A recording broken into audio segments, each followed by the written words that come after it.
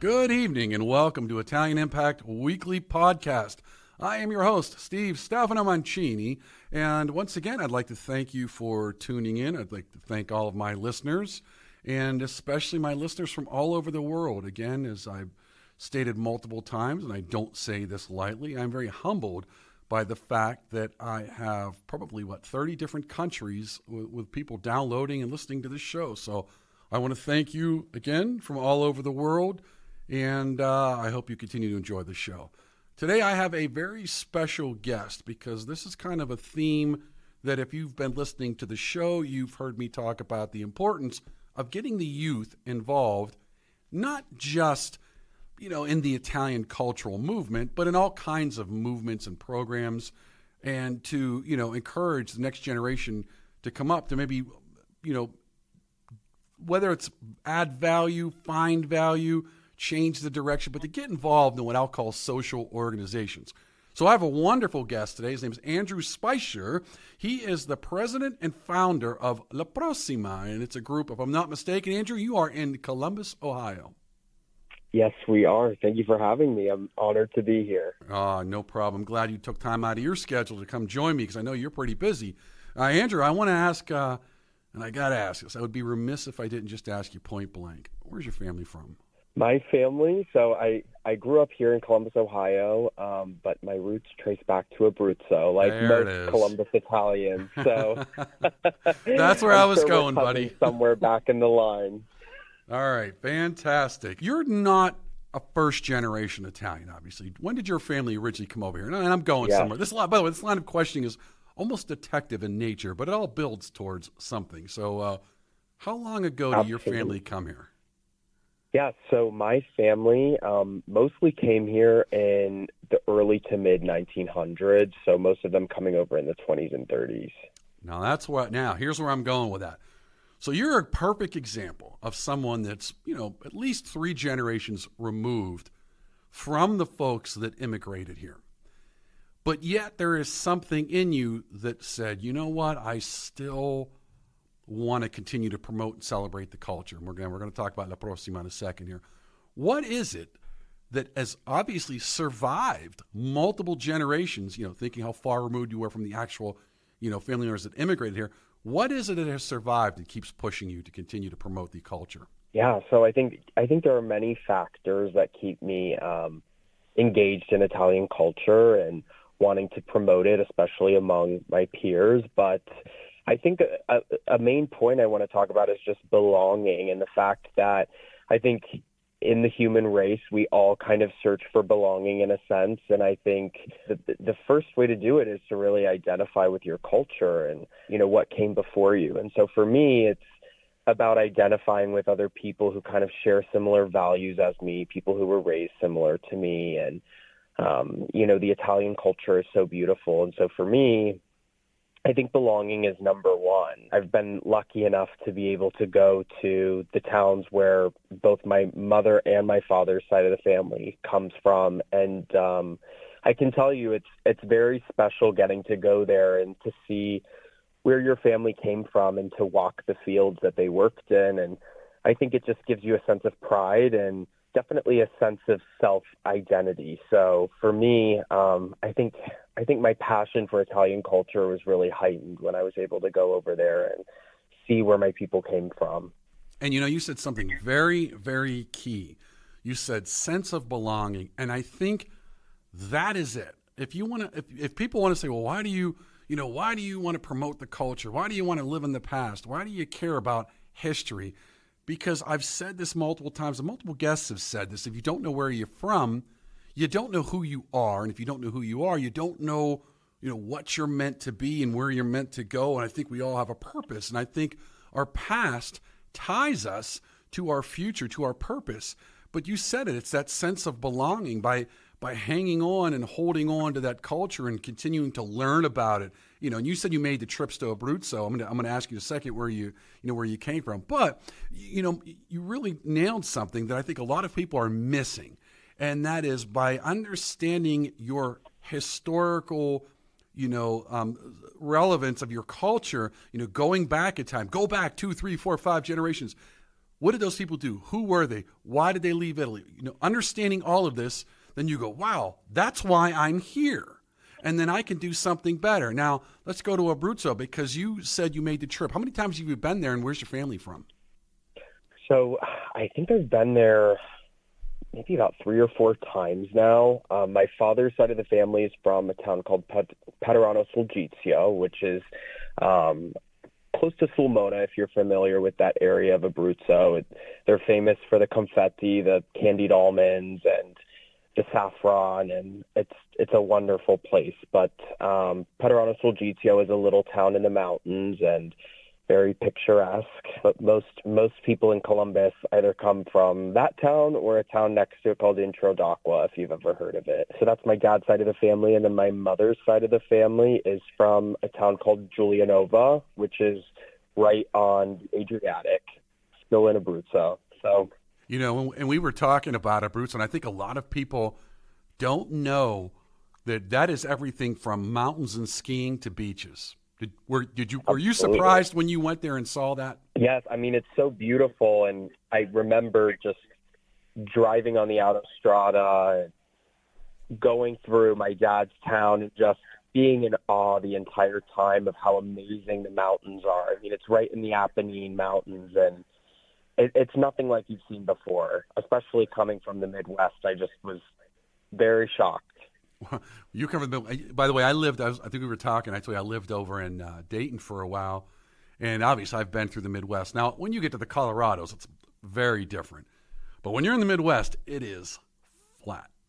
And when you go to Abruzzo and you're in those windy mountain roads, you're like, oh my God! Is that where you were thinking the same thing? 100%. Like I said, I was in awe. I'm like, this is insane, and no one talks about it. I think Abruzzo is definitely a hidden gem of Italy. Right. Well, I tell you what's funny you say that, because I think a lot of people, especially in Pittsburgh area, I know you were from Columbus, but over in Pittsburgh, there's a lot of people that came from Abruzzo, and particularly an area called Adelaida, especially where I'm from. And so they'll talk about those areas, and there were a lot of people that said, well, they came from that area and settled in Pittsburgh because the rolling hills of Pittsburgh sort of reminded them, of their hometown. But, the Four Seasons, Italy's also very hit or miss on weather. It's when you go up north, you get 4 seasons, really cold, wintry winters. When you go south, in Sicily, you're not seeing snowfall in the average places in Sicily. I think maybe in the mountains you might get something, but Abruzzo is one of those. Depends where you're from, what your view is, because when you're in the mountains, you get this green, lush, beautiful, hot summers and really cold winters with a lot of snow. And like we said, before you know it, you're down on the beach. Yeah, I know. It's a wonderful dichotomy for sure. Now let's talk a little bit about when was the first year you went there? I went in 2021. Just any particular reason? So I really tapped into my roots that year. To go a little bit more on like a personal note, I'm actually adopted. And so for me, I was graduating high school. I was applying for scholarships for college.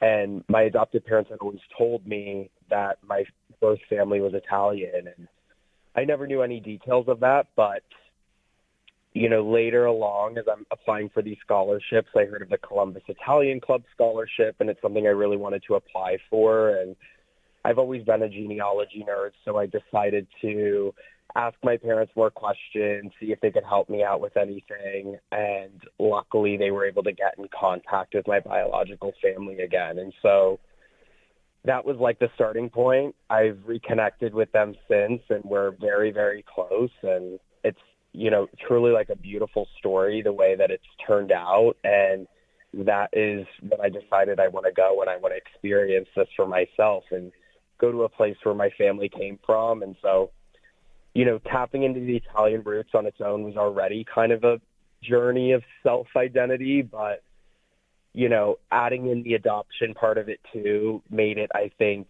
even more powerful. And so I'm really grateful for that. It's funny. I think a lot of other people miss this little detail about Italians.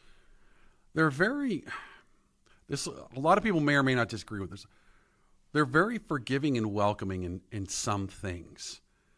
I mean, Mm-hmm. obviously Italians love to hold a grudge and, curse you till the day you die or the day they die. But at the same time, something like this, they welcomed you back. You went back multiple times to the point where, it's like you're back in the family, I mean, that's kind of what it feels like from what you're saying, that, this was not about just, a social, organization, or it was about like closing the loop on your family, on who you, like we said before, like on who you actually are. Absolutely. Now let's go into the clubs now, because now, was that your first kind of introduction? You said the Columbus Italian Club. Was that your first introduction to realizing, wow, there's these things called Italian clubs, or you'd heard of them before? Or, because I want to get to La Prossima in a second here, but I want to kind of build to that, because there's obviously a reason you started this group. Yes, so it's actually funny. The neighborhood that I grew up in with my adopted family is right next to the Abruzzi Club, which is one of the major Italian clubs in Columbus. And so it's funny to me, just doing all my research on my genealogy and seeing that my family's from Abruzzo, I immediately was able to kind of connect it with that club.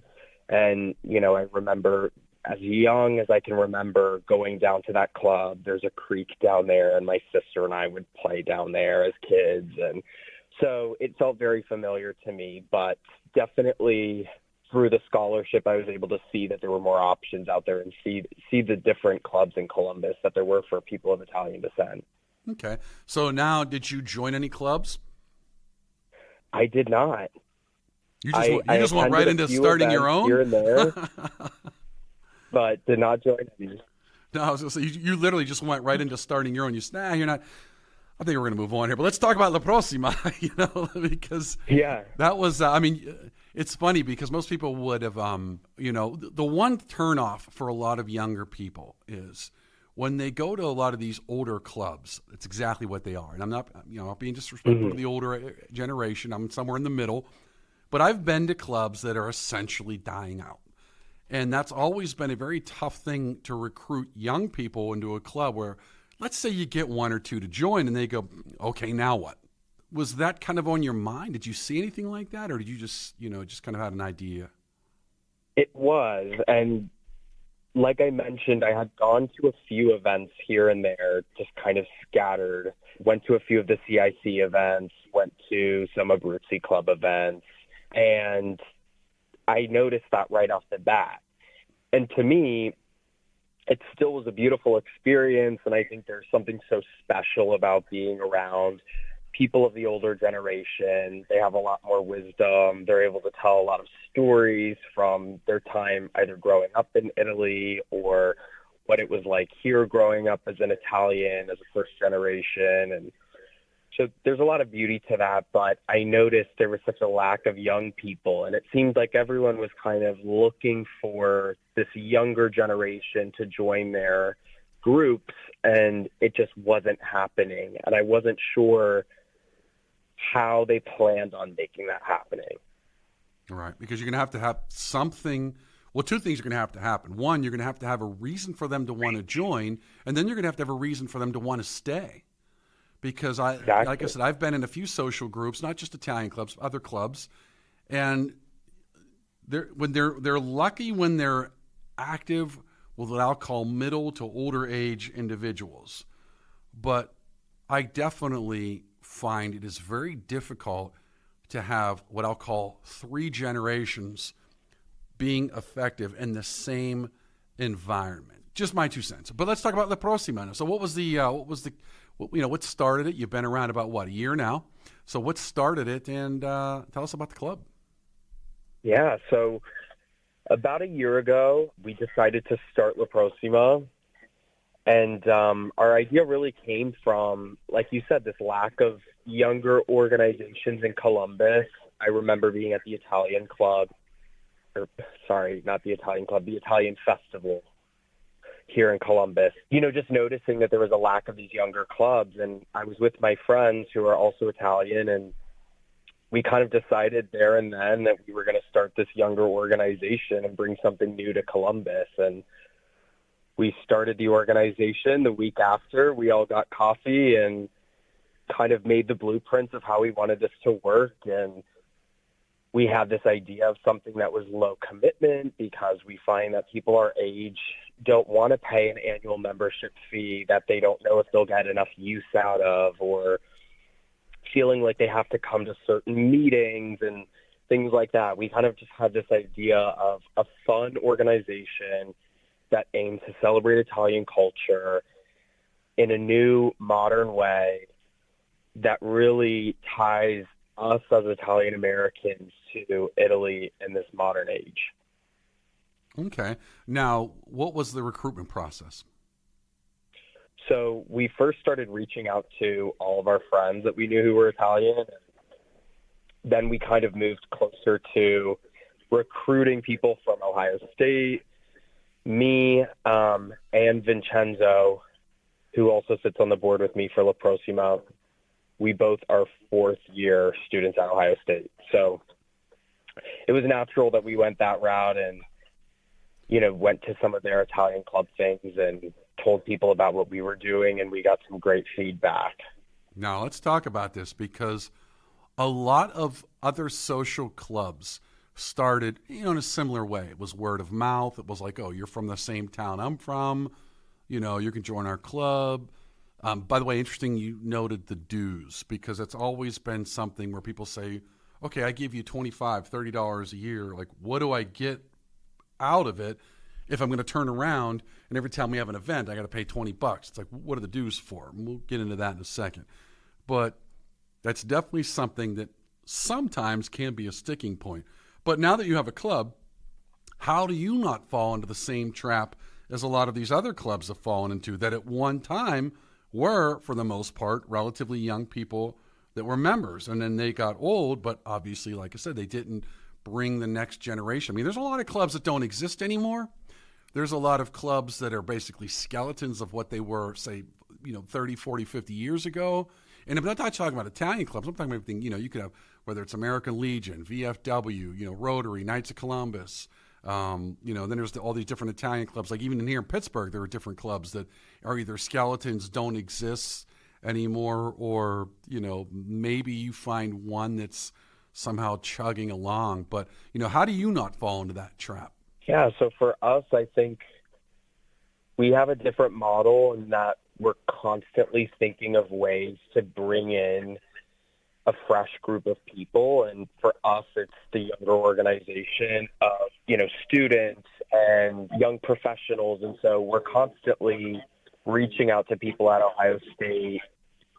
For the most part, our organization is 18 to 30. And so we're constantly reaching out to students, other student organizations, and then we're making sure that we maintain those relationships of people who have been in our organization for a year now, and the professionals that we've connected with who support us, who are, up to that 30 years old type of age range. Now, do you have I know this is going to sound funny, but do you have an age out point where then, okay, it's time for you to move on to one of the other clubs, or do you, like they could stay in as long as they want? We do not have an age out as of now. I think people naturally have just kind of joined us through the association of like what age we already serve. And so we haven't had that problem yet. And I think it's something we may face in the near future, but just being a year old, it's not something we've had to really deal with at this point. Oh, that's good. What are some of the advantages for folks to join you? Putting the network. And by the way, that's one thing I try and drive into, especially younger kids, the importance of networking, and especially when you're networking based on something you have in common. I've said it for a long time. Italians do not do a good job of sticking together. They are too fractured. How do you, what do you tell these younger folks or what I'll call new recruits? Here's why you should join our club, because it's going to help you with this. What is this? Yeah, so for our organization, like you just hit on, the networking is huge. And for us, you hit the nail on the head of starting with your culture and starting with the people that you already share that common ground with. And for us, we think, you start networking with other Italians, and a lot of them will want to help you out. And we've had networking events, panel discussions, and you have these professionals that are just going around and doing everything they can to make sure that us young people are growing professionally and doing whatever we can to succeed. And so people are grabbing coffee together. People are, meeting up for one-on-one meetings and mentorship, which is really exciting. But then besides the networking and the professional development, I think it's a really fresh experience to get new friends and, really grow in the Italian community. For a lot of our members, they're younger. They might be fourth generation, fifth generation Italians, and they don't really tap into that culture as much. And this is their chance to kind of do so in a younger way that's relevant to them. Right. No, and again, I think that's the biggest thing, is that this culture it's getting diluted, and as a result, people are not seeing the importance of maintaining that cultural tie. There's nothing wrong. I mean, I'm proud to be an American, but at the same time, almost all of us have come, somewhere along our generations have come from somewhere else. We can't just say, well, that's just not important anymore. It's like I always tell people, look, if there were jobs in Italy 100 years ago, most of us wouldn't be here right now. Those people wouldn't have left. Absolutely. They didn't. It's not like they said, you know what, things are great here, but I think I'm going to go over there. Nobody does that. So I think a lot of these people don't understand what it took to get here, why they came here, where they came from, and as a result of that, you are, even if you're 2 or 3 generations removed, you are the result of decisions made a while back, and then they brought their kids and they raised them a certain way. Did you? I know you said you were adopted, but have you been able to study Italian at all? Learn any of the language? Yes, I have. So I've done most of it on my own. I did not go through the Italian program at Ohio State. I kind of wish that I would have, just to get a better base. But most of the work that I've done with the Italian language is on my own, whether that be on TikTok, YouTube, just kind of looking through my own resources. But I'm really trying to get better. Now, and that's important, and I'll tell you why I asked that question. There was a time, when that 80, 90 years ago, probably more like 100 years ago now, when that generation came over, they didn't teach their kids Italian. They wanted to do them assimilate into America. So it was English, it was reading, writing English, speaking English, becoming an American.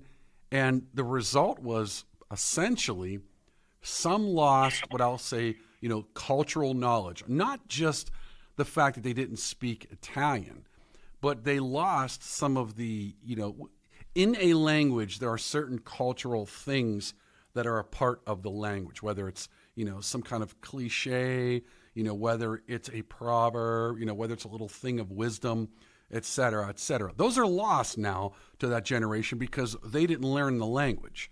So the reason I was asking the language was, have you maybe picked up anything? And I'm not talking about just like I know how to say this word in Italian, but have you ever picked up or thought of I picked up some what I'll call wisdom or knowledge because now I know Italian. Has that helped you understand some things better?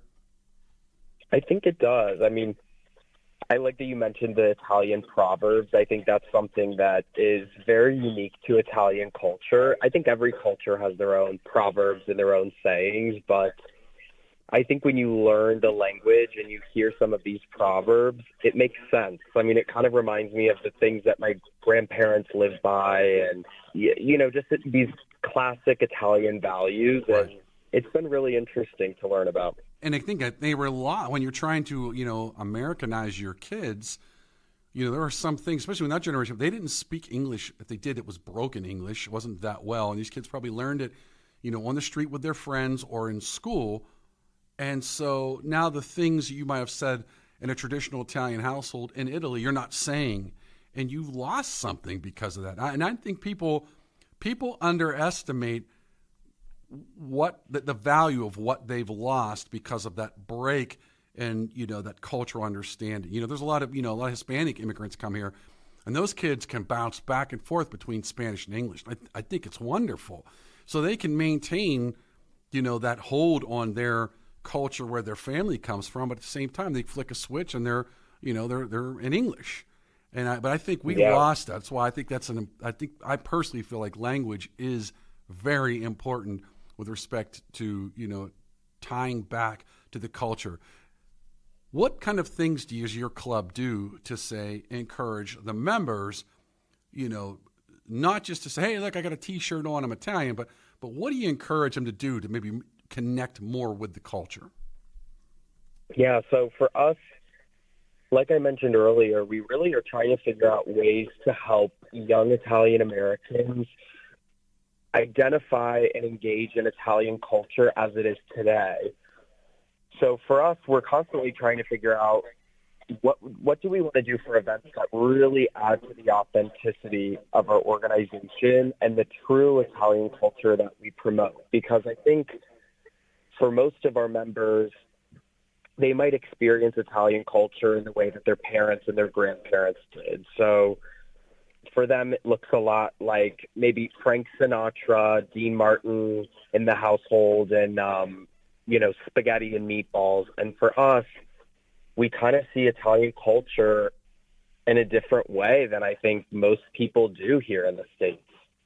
I agree with that. For us, it's really figuring out how we add to that authenticity. And for us, it's kind of seeing Italy as a country that's full of different cultures. I mean, you're Abruzzese, so I think you can understand where I'm coming from, but the Abruzzese culture is very different to what you see up in the north. It's very different to what you see in Sicily.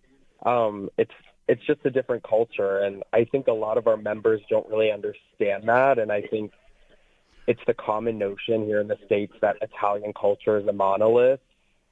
And so for us, we're constantly trying to find a way for our members to engage with their culture on a deeper level and maybe more specific to the region. So, we've done regional wine tastings, we've done regional dinners and things like that, which have been really fun. And we're looking forward to doing more of that in this coming year. Regional dancing, by the way, we had, there is a wonderful dance troupe I'll have to introduce you to, but she does a lot of tarantellas from different regions in Italy, and she goes around and actually teaches them. And we'll have to talk about that. Maybe offline I'll do some introductions, but I like that. I also like the idea of, different, the dialects. People in very northern Italy and talking to somebody from in actual Sicilian dialect, they got a newsflash. They may not understand each other. In fact, I can tell you there are people that have said that they won't when they're speaking their traditional, just like in Naples, the Napolitano dialect is, it's not something they speak really outside of that area. And I think it's because a lot of people, to your point, they think it's always been Italy. Italy just became Italy in like the mid-1800s. Those were basically little city-states.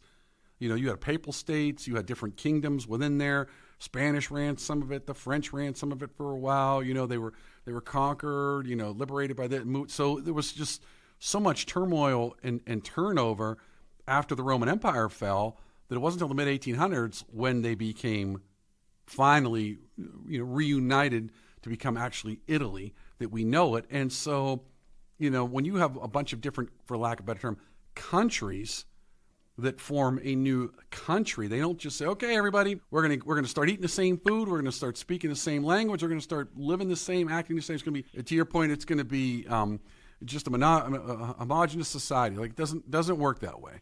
And you know what the truth is? I'm glad it doesn't work that way, because that's what makes it so special. When you go to the north, when you go to central, when you go to the southern Italy, it's almost like you're in different countries, even though you're in, quote, the same country. I think Italy is such a diverse country, and like I said, I think the notion in the States is that it's all one culture, but it couldn't be further from the truth. And that diversity is what makes Italian culture so beautiful. That's right. And it's our job as the Italo-Americani to educate people. One is to get folks with that, that line in their blood to come back and say, listen, you got to get smart on this stuff. There's a reason for that, and understanding where you belong and who you are, and how you came to be, and all the decisions and the things that were made over the how many hundreds of years, and that's why you're here. And I think if people can understand that, maybe they can appreciate the past a little more, maybe care a little more, and then helps really reinforce them personally. Especially the younger people. You see a lot of people that seem to don't know, they seem to be lost. They have no identity. I mean, I don't know if do you see that? I mean, you're on a college campus. Do you see a lot of that? I see it all the time, and that's why I think we're so lucky to have something like this organization where we can tap back into that culture and find that self-identity, because I think it's all too common. And, you're really right. People seem lost. Okay. And I think there's almost a diabolical intention to it, because you know what? When I take your past away, I can redefine you into anything I want. But if you have solid roots, if you know who you are and where you came from, nobody can change who you are. Only you can at that point. But I think a lot of these young kids, they need to figure that out and really understand there's a why to this, and it's not just for the heck of it. It really is about you as a person. Now, Andrew, I first off want to thank you again for taking time out of your schedule, but I want to know, where can folks learn more about your organization? Yeah, so you can find more about La Proxima on our website at laproxima.us, or you can follow us on Instagram at laproxima.org. All right, and I'm going to put that in the description, so folks go down and take a look in the description below. Click support, find out what's going on, reach out to them, especially if you're in the Columbus area. I encourage you to find these folks, and you know what? I love what you guys are doing. I love to see younger folks step up and say, you know what? We're going to start leading a little bit, because it means that a lot of the folks have been doing this for a long time, and they're kind of waiting for someone to come along and maybe take some of the load off. And I don't think you understand how important that is, especially for people that have been doing, there have been people in some of these clubs for 50, 60 years, and they've probably been the treasurer or the financial guy or the vice president or whatever, and they've been doing it for decades. Like, man, I wish somebody would volunteer, but there's nobody there. So the fact that there's younger folks coming up willing to, get involved, form organizations, make these organizations active. But I'm telling you, write this down. Don't fall into the same trap that a lot of these organizations fell into. When they first started, they were vibrant, they were growing, they were awesome, they were active. It was never a dull moment, but they didn't prepare for the inevitable future. So I would just tell you, take that lesson to heart, especially as you go around a lot of these older organizations. And I would also encourage you to, co-participate in their events, encourage your younger folks. And I'll tell you one thing, Andrew, I would say this, I just got done filming a documentary, and there were some people that I would have loved to have had in the documentary, but they have since passed on. And so I never got the chance to ask questions, follow-up questions. Make sure that, you tell people, listen, ask these older folks questions. Talk to them about their parents and their grandparents, because when they're gone, and that knowledge goes with them. So, I hope you guys really reach out to these older folks, and really pick their brains. One, they appreciate it.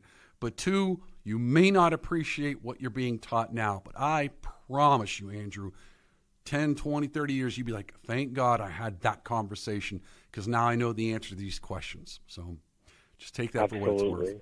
All right, Andrew, listen, I want to thank you for taking some time out. And, I do wish you guys the best of luck. And, we're going to stay in touch, because I'm going to do some introductions for some folks for you to get you involved. And, again, keep these folks getting smart on Italian culture. There's so much to learn. You won't learn it in a lifetime. So I'm going to encourage you to keep learning, and keep encouraging your members to learn. And, for all my listeners, as always, I want to thank you for tuning in. I am going to take a quick break just to pay the bills before I come back and say goodbye. Thanks to Greater Pittsburgh Travel. For any of your travel needs, let Tom and the team at Greater Pittsburgh Travel know, and they'll take care of you. For more information, call 412-331-2244 or visit their website at www.greaterpittsburghtravel.com. For all of your plumbing needs, be sure to try Palucci Plumbing. Nick and the team have decades of experience and will get you back up and running. For more information, call Palucci Plumbing at 412-782-5050. And we want to thank the Calabria Club of Pittsburgh. If you're interested in learning more, you can find their contact information on Facebook at Calabria Club of Pittsburgh. Again, thanks Domenica and the team at the Calabria Club of Pittsburgh for your support. And we want to thank La Scuola d'Italia Galileo Galilei, the only nonprofit school in Pittsburgh endorsed by the Italian Consulate. If you're interested in learning Italian or have your children being immersed in the Italian culture and language, be sure to give them a call at 412-404-7070. And that's La Scuola d'Italia Galileo Galilei. We'd also like to thank Chris Gonzalez from the Knights of Columbus. If you have any questions about joining the Knights of Columbus, reach out to Chris Gonzalez at 412-605-9074. Thank you so much, Steve, for giving us this opportunity and platform to share what we do. So big thanks, and thank you to everyone who's listening. Awesome. Thanks, Andrew. Again, folks, thank you all very much, and I hope you have a wonderful and blessed week. Take care.